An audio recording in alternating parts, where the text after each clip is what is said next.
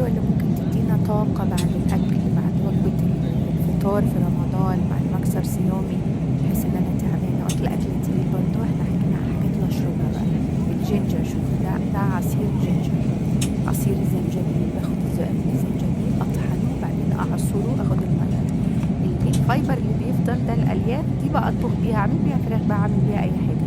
المية المركزة دي فظيعة، أولا ما بتخربش، أحط عليها ليمون، أحط عليها عسل واحطها في التلاجة، ممكن تقعد معايا لحد شهر في التلاجة.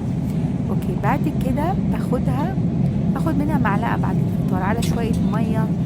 اخدها كده زي لو انا حابة طعمها كده. اتوركس حلوة قوي، الحاجات الحلوة هتحس ان انتوا ما كلتوش حاجة. فيري جود للحموضة، بتشتغل الاكل بقى التقيل اللي فيه فات، بتشتغل لكل حاجة بصراحة، بتشتغل حلوة قوي. دي اسمها جينجر شوت، هنا بيبيعوها.